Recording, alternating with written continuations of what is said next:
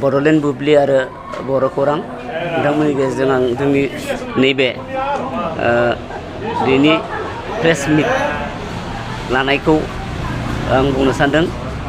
जोंनि सालबारि जिल्ला UPPL दिनै मोनसे गोनांथार जथुमा जादों। बेनि ओंथिया जाहैबाय मैयायो सालबारि जिल्ला ब्लकनि आफादगिरि चक्रधर बसुमतारी बिथाङा बिबानाव थानानैनो मोनसे ससियेल एन्टि ससियेल खामानि मावदों, समाजनि बेरेखा खामानि। बेखौ लानानै जों बयबो गुवारै सावरायदों आरो दुखु मोननाय फोरमायदों। आरो जोबथारनायाव जों बेखौनो थांखि लादों दि जोङो बिथांखौ सालबारि ब्लक UPPL निफ्राय बिथांखौ बोख्लायनाय जायो डिसिप्लिनारि एक्सन महरै।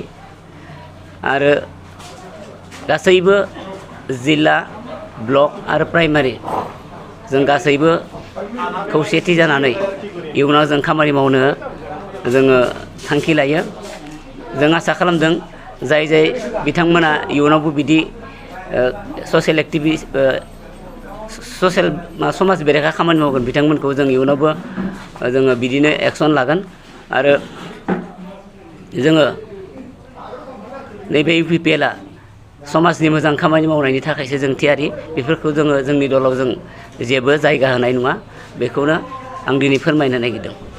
बे जथुमायाव जोंहा सालबारि जिल्लानि इनचार्ज बिथां समनाथ नार्जारी बिथाङा फैदों।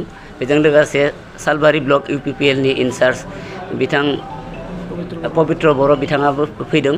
आरो बिथांमोना मोजां जोंनो पार्टिनि सोमोन्दै बोसोन होलांदों। आरो बे ससियेल एक्टिभिटिखौ बिथांमोनाबो दुखु मोननाय फोरमायदों आरो सोंखारिदों। जोङो बिथांमोननि थांनाय बारफोराव जि जोङो खोनानासो मोन्दोंमोन, नाथाय बिथांमोननि सोमोन्दै जों जेबो प्रुफ मोननाय जायाखै। बेनिखायनो आगोलनि बारफोराव जों जेबो एक्सन लानाय जायाखै। नाथाय इयुनाव जों बेफोरखौ जुदि मोनथारोबा प्रुफ मोनथारोबा जों रोखायै बुंनो हायोदि जों बिथांमोनखौ जोंनिफ्राय एक्सपेल खालामनाय जागोन एबा जोंनि खामानिनिफ्राय जानगाराव दोननाय जागोन। नमस्कार, बड'लेण्ड बुब्लि आरो बर' खौरां। আজি আমি প্ৰেছ মিট দিয়াৰ উদ্দেশ্যটো হ'ল যে যোৱাকালি আপোনালোকৰ এই বডোলেণ্ড বুব্লি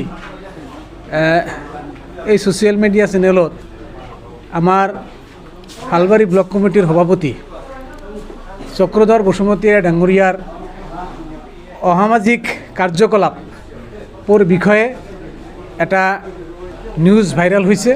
আৰু সেই নিউজৰ পৰিপ্ৰেক্ষিতত আজি আমি হালবাৰী জিলা কমিটিয়ে এটা জৰুৰীকালীন আমি সাধাৰণ সভা এটা আহ্বান কৰোঁ।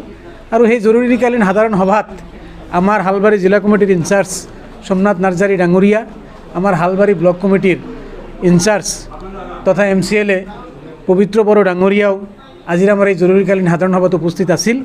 আজিৰ সভাত আমি যোৱাকালি যি ছ'চিয়েল মিডিয়াত আমাৰ চক্ৰধৰ বসুমতাৰী ডাঙৰীয়াৰ বিষয়ে যি অসামাজিক কাৰ্যকলাপৰ বিষয়ে ভাইৰেল হ'ল, সেইখিনি কথাৰ ওপৰত আমি আজি সাধাৰণ সভাত পৰ্যালোচনা কৰোঁ। আমি হালবাৰী ব্লকৰ নেতৃবৃন্দৰ পৰাও আমি এইটো বিষয়ত তেওঁলোকৰ পৰা মতামত লওঁ। আৰু এইটো ঘটনা সকলোৱে একমুখে সঁচা বুলি কোৱাৰ কাৰণে আজিৰ সভাই সৰ্বসন্মতিক্ৰমে সিদ্ধান্ত মৰ্মে আৰু আমাৰ হালবাৰী ব্লকৰ সভাপতি চক্ৰধৰ বসুমতীয়া ডাঙৰীয়াই এই অসামাজিক কাৰ্যকলাপ আৰু আমাৰ দলীয় অসাংবিধানিক কাৰ্যকলাপত লিপ্ত হোৱাৰ বাবে তেখেতক আমি দলৰ পৰা বহিষ্কাৰ কৰা হ'ল বুলি আজিৰ সভাই আমি সিদ্ধান্ত গ্ৰহণ কৰিছোঁ।